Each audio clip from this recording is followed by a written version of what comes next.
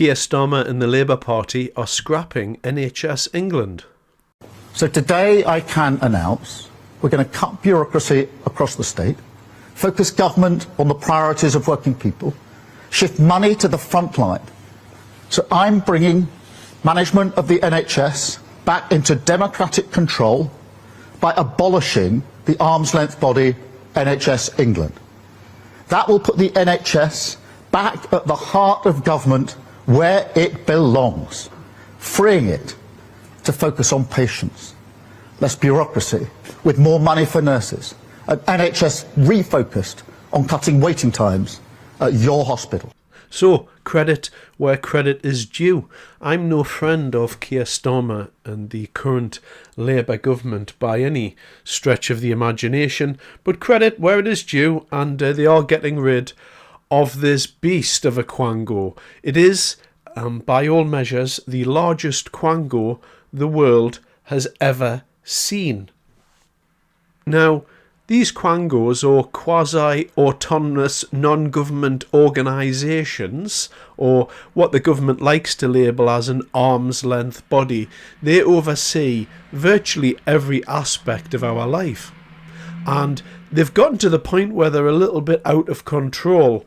And there's so many of these things floating around as to make our ministers almost powerless, really, as the recent sentencing reforms have proved, that the Justice Minister had no power to stop the Sentencing Review Board imposing this two-tier justice system on the population, and that just goes to highlight the power of these organisations within themselves. And so cutting one of the largest, or the largest in the world, the largest Quango ever, has got to be seen by a good move by people like me from the right of politics, because smaller government is always what is required. There's a monumental cost associated with these Quangos, and it's quite difficult to put this into context, but approximately what you're talking about here is the day-to-day spending of the government. Almost 60% of the day-to-day government spending is channeled through these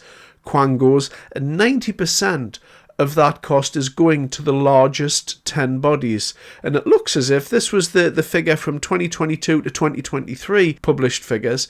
The total budget for Quangos was £353 billion, which is a monumental sum of money.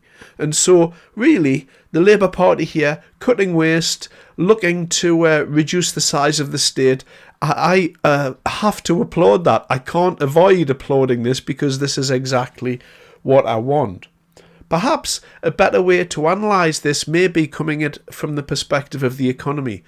Rachel Reeves is currently trying to destroy the economy, and certainly getting rid of the largest Quango ever. That's going to give her a little bit of headroom in the coming years with which to turn down the projections from the Office for Budget Responsibility, and this will be used to massage the figures coming into her spring statement. So the reason this has been announced now is because Rachel Reeves is going to be coming out with a spring statement very soon, and in that spring statement, that's obviously going to include some new projections, and this is obviously going to make her look a little bit better to the public in that she hasn't been mismanaging the finances. So this is a boon for Labour.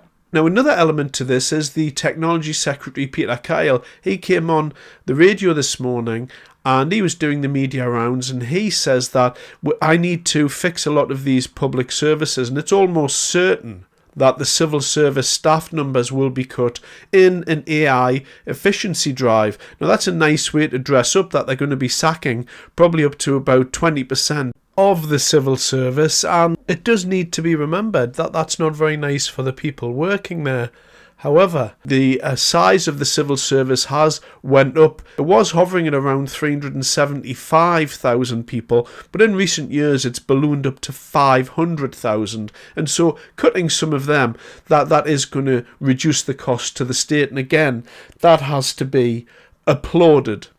Now, of course, within all of this, Labour isn't going to get everything wrong, and this is a dramatic change given that the Tories do nothing about these costs for a huge amount of time. And so Labour have done this, and this is going to look very good to voters.